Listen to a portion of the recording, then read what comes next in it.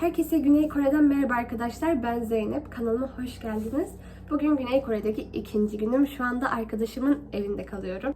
Bugün arkadaşlarımla beraber Gangnam istasyonunun oraya gideceğiz. Gangnam çevresinde dolaşacağız ve özellikle heyecanlandığım bir şey var. O da SM Town'u ziyaret edecek olmam. Ben uzun süredir EXO hayranıyım.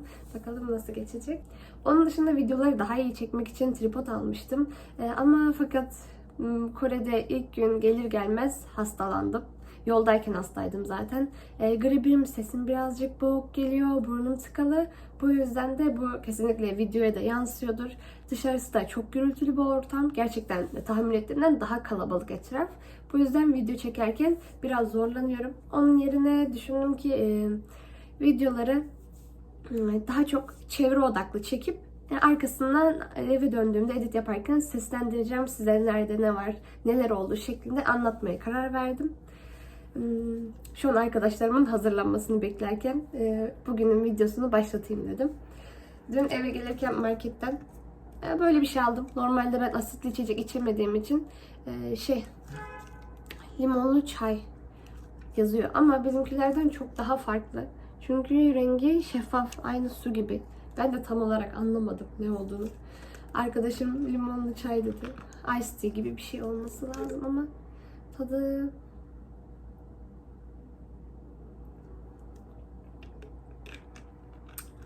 Tadı daha garip. Kesinlikle ice tea gibi değil. Limonlu su gibi, çok az şekerli.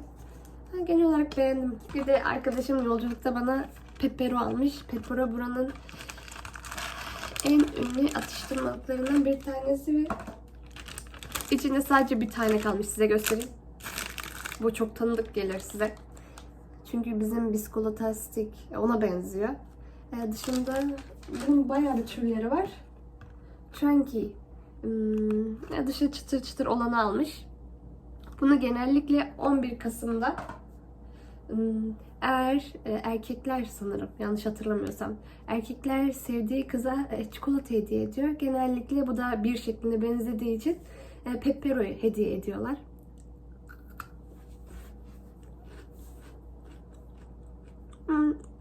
Neredeyse aynı tadı. Bunun sanki bu çubuk kısmı daha kalın bizdekine göre, biskolatadakine göre. Ama tat olarak orada da böyle patlaklı olan vardı sanırım. Buna patlak mı deniyordu? Mısır patlağı gibi.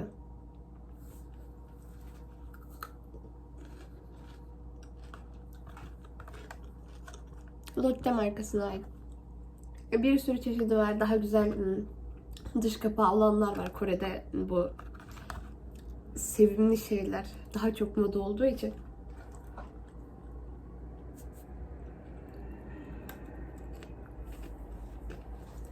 Arkadaşımın evini size göstermemden şu anda emin değilim. Ondan ilk önce izin almam gerekir bunun için.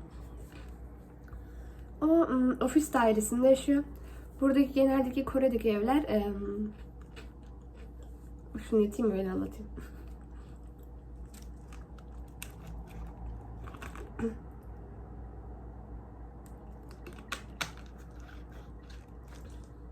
Kore'deki evler gerçekten de çok küçük. Türkiye'dekilerle çok farklı. Nüfus çok fazla ama ülke küçük olduğu için sanırım bu şekilde yapmışlar. Binalar bazı bölgelerde kısa olmasına rağmen oda oda ayırmışlar. Ki mesela 3 katlı bir bina olsa da bayağı fazla kişinin yaşaması için küçük küçük odalar şeklinde. Bu sefer arkadaşımın kaldığı bina daha büyük. Koridoru görseniz gerçekten de upuzun bir koridor var. Aynı otel gibi. Böyle koridor boylu boyunca bilmiyorum 100'den fazla kapı olduğunu düşünüyorum. Olmadı çıkarken burası dış kapı. Çıkışta size gösteririm nasıl olduğunu. Hemen geldiğimizde şurada küçük bir kapının hemen arkası kısmında mutfağı var.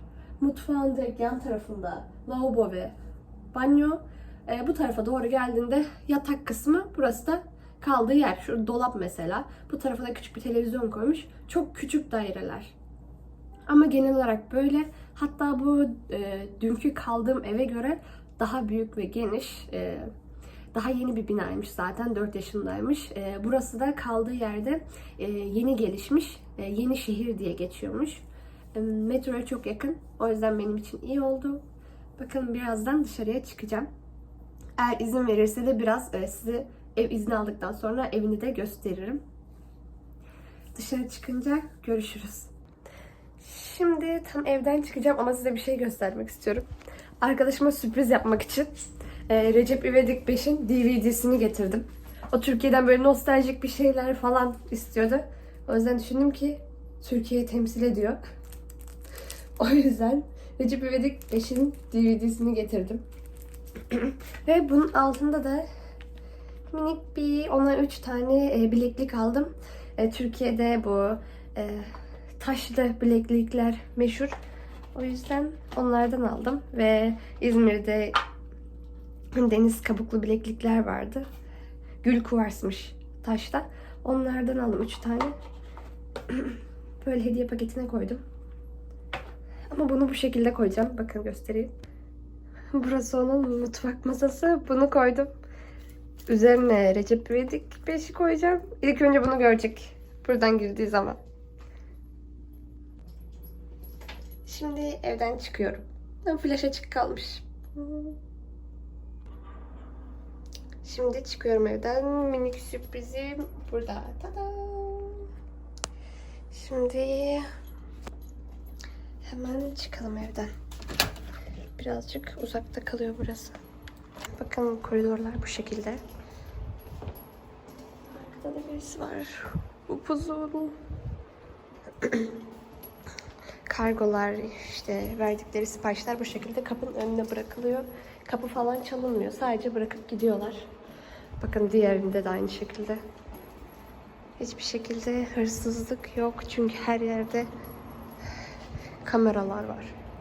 Misa istasyonuna geldim. Buradan aşağı inip kartıma para doldurmam lazım. Metro kartında para kalmamıştı. Bakalım umarım becerebilirim çünkü daha önce hiç yapmadım.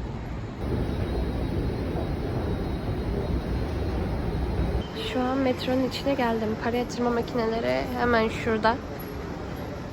Çantamdan hemen paramla kartımı çıkartıp denemeye başlayayım. Kart bu şekilde. Makinelerde de zaten İngilizce kısmı var. İngilizceye bastım. Daha sonra karta para yatırmaya tıklıyorum. Transferi. Kartınızı buraya yerleştirdikten sonra ne kadar para yatıracaksınız onu seçiyorsunuz. Ve buradan nakit parayı veriyorsunuz. Geri dolum yapıldığında kartınızı tekrar alıyorsunuz. Şimdi geçiyorum metroya. Bakalım şimdi şuraya basacağım kartı. Galiba oldu. Emin değilim.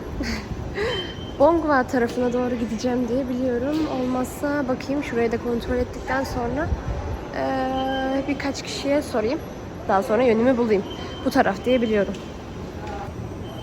Şimdi metroya indiğimde birisine sordum. Haritadan gösterdim gideceğim yeri. Doğru istasyonda mıyım acaba diye. O da evet doğru dedi. Bakalım. Göreceğiz inşallah doğrudur. Burası da Kore metrosu. Kapalı. Bu kısımlara metro gelince kapılar açılıyor. Şuradaki minik teyze bana gelip "Yeppoya" dedi. Çok güzelsin dedi. Bugün de utandık.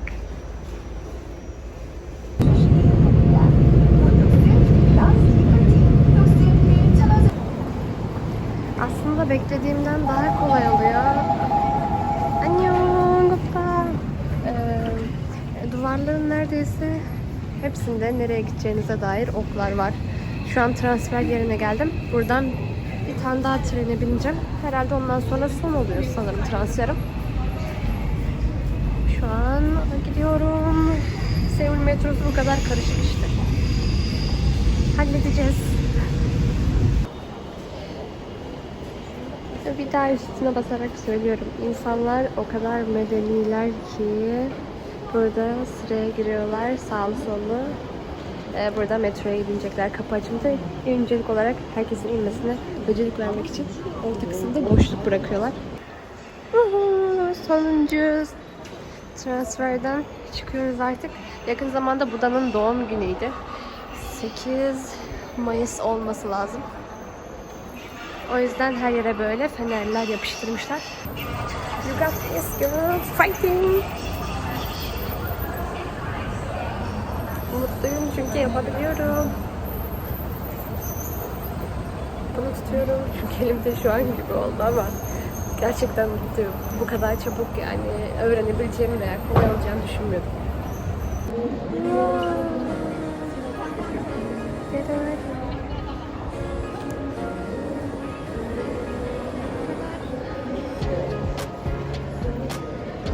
Metrodan indikten sonra yerde mavi bir line var, çizgi. Mavi çizgiyi takip edince direkt Starbucks var.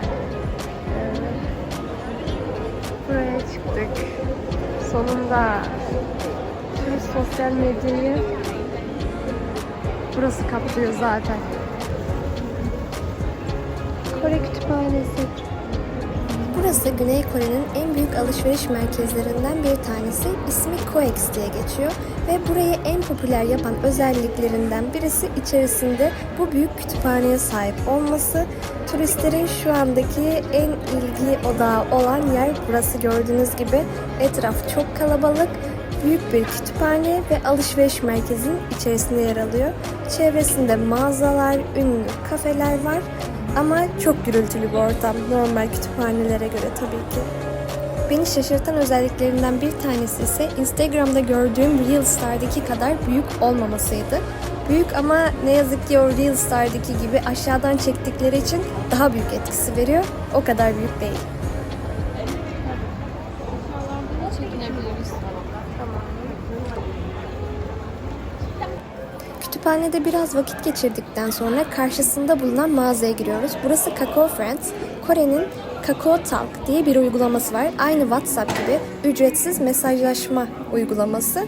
Burası da oranın uygulamadaki karakterleri, emojilerinden oluşan bir mağaza. Kore'de burası çok popüler.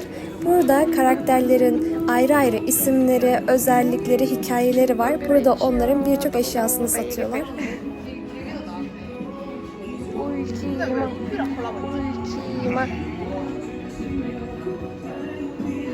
Aşırı tatlı, şu yanaklara bakın. Ah, göz bandı var. Rahatsız etmeyin.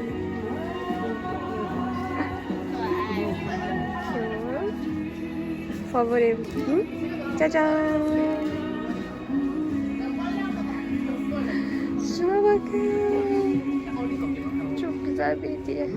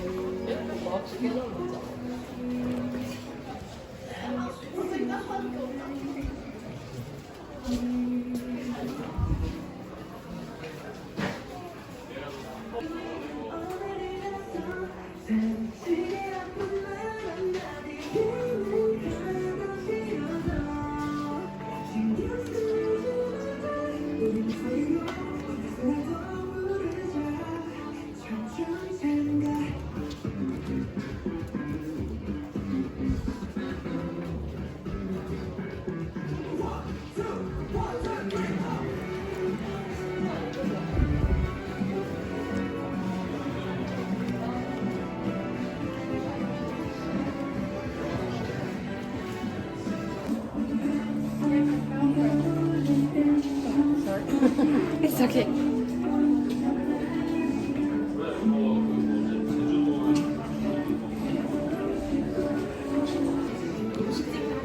Burada onların şekerleri de var.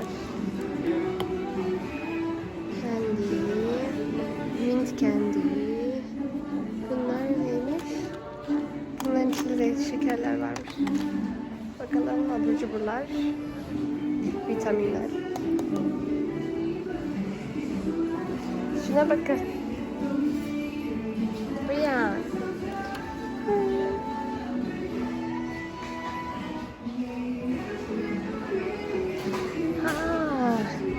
Arabaya takmak için. Araba kokullukları. Aşırı iyi.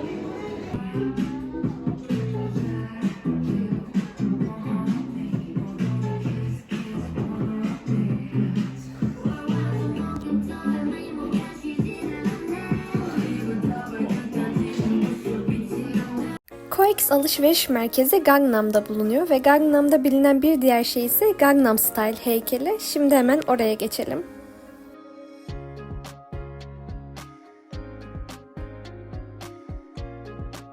Ve tada! Dünyaca ünlenmiş Gangnam Style şarkısının heykeli burada. Ve aynı zamanda burada Gangnam Style müziği çalıyordu. Ben de burada dans ettim ama çok fazla rüzgarlıydı hava.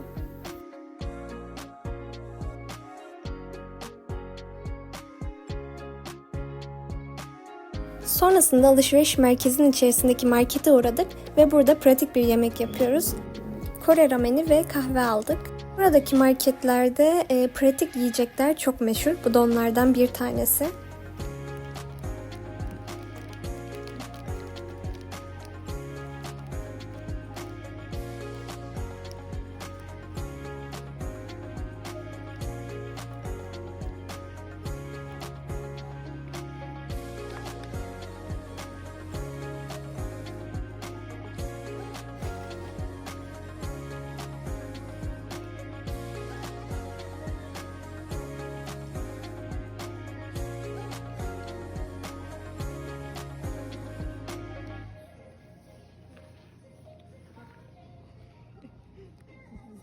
Markette bu hazır yiyecekleri hazırlamanız için mikrodalga ve sıcak su temin edebileceğiniz makineler bulunuyor.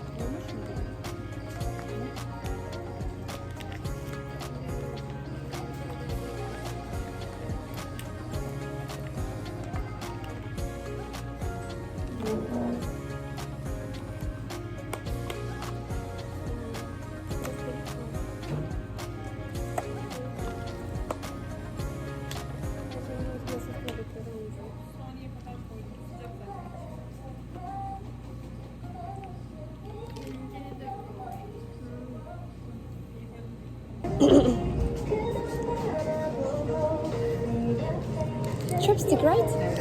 Thank you, 감사합니다.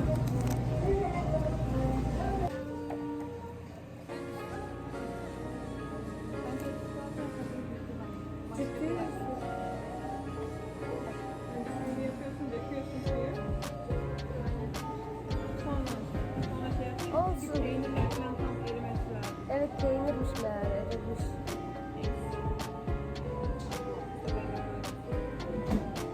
Türk usulü. Indomie'den alışmıştık ya.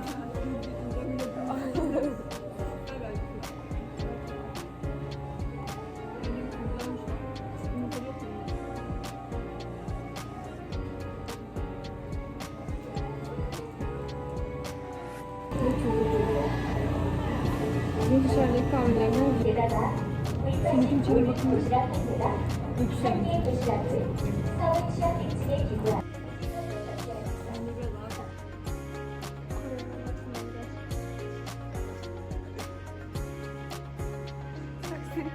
Sonrasında Sail Forest'i gezmeye geldik. Burası şehrin ortasında çok büyük bir park. Farklı alanlarda farklı bölümler, aktiviteler var. Biz de nerede ne var öğrendikten sonra gezmeye başladık.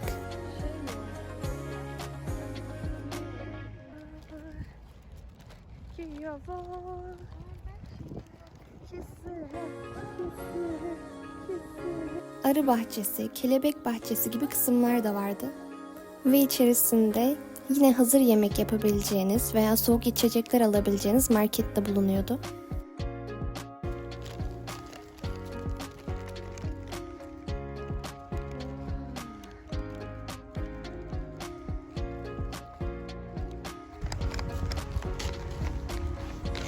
Aa, hepsi yuvanın içinde.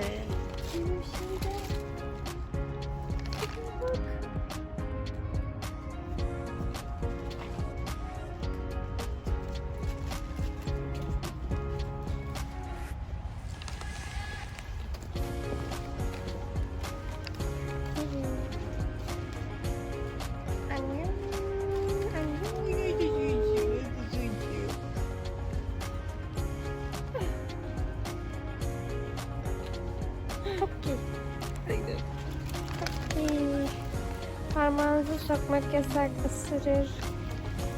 Bye.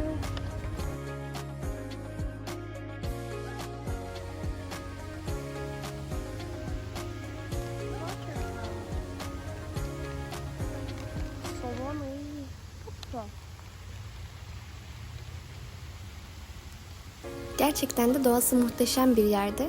Burası da geyik ve ceylanların olduğu kısım. Az önce de tavşanların olduğu kısma gitmiştik. Böyle çeşitli alanlarda farklı farklı hayvanlar ve aktiviteler, spor aletlerinin olduğu kısımlar mevcuttu parkta. Özellikle parkın ilkbahar zamanında kiraz çiçekleriyle dolu olduğunu duydum. O zaman da kesinlikle ziyaret edilmesi gerekir.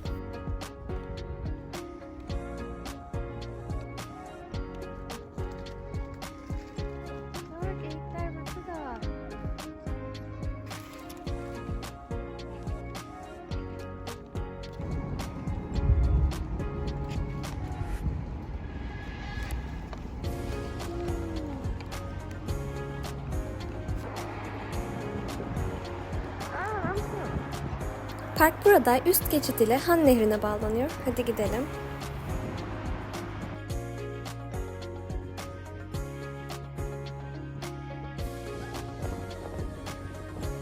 Nehir kenarında herkes bisiklet sürüp koşu yapıyordu.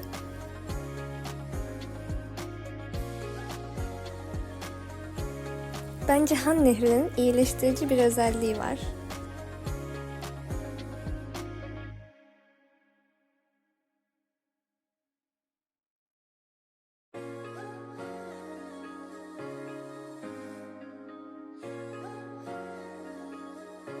Burası çok huzurlu bir ortamdı. Piknik yapanlar, fotoğraf çekimi yapanlar, hatta dans videosu çekenler, herkes bir aradaydı. Bu koca binaların arasında kalan ormanlık alanı bayağı bir gezdikten sonra parkın çıkışındaki restorana uğradık ve tavuk kanat patates söyledik. Yemeğimizi yedikten sonra üzerine kahve içmeye geldik. Americano.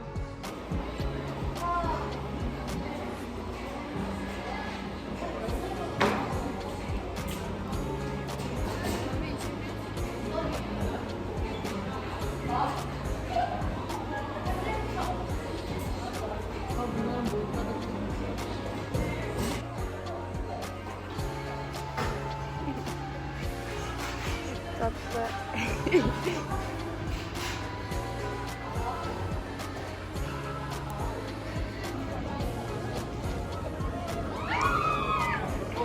What's going on here? Sadece kedi koşuyor ve Koreliler bağırıyor. Bu sanırım kurbağa sesi ama emin değilim. Ve gegul gegul diyorlar, gerçekten de gegul gegul. Bırak bırak değil, Korece konuşuyorlar. Eve gidiyoruz. Hadi gidelim. Ünlülerin doğum gününü kutlamak için fanlar böyle afişleri kiralıyorlar. Bu otobüs durağı. Bakın kimler var. Tada!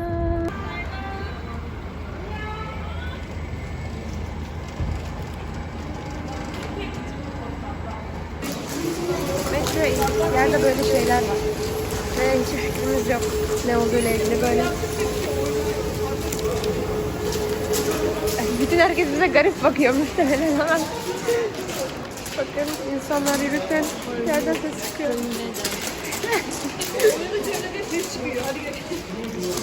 Bunun ne olduğunu bilen.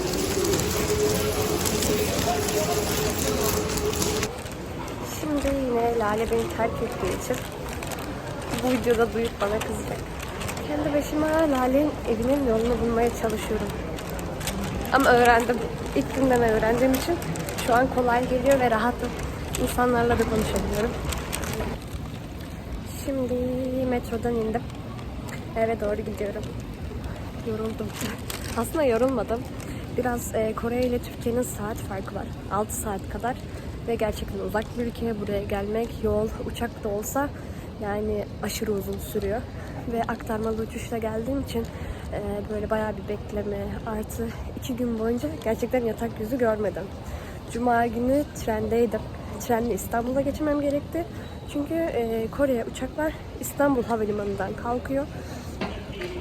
Ankara'dan trenle ilk önce İstanbul'a gittim. Tabii tren de uzun sürüyor. O yüzden orada yattım gece. Trenin içerisinde uyudum. Diğer gün uçağa bindik. Bu sefer uçak yine aynı şekilde. Yani ilk aktarma 9 saat. Daha sonra Çin'de bekleme vardı. Ondan sonra tekrardan yol 2 saat. Cumartesi de böylece uçakta uyumuş oldum. O yüzden yani uyku düzenim alt üst oldu.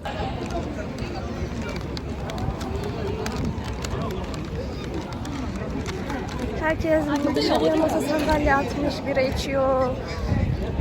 Çok fazla rahatsız etmek istemiyorum. Herkes dışarıda. Yaşlılar da öyle, gençler de öyle.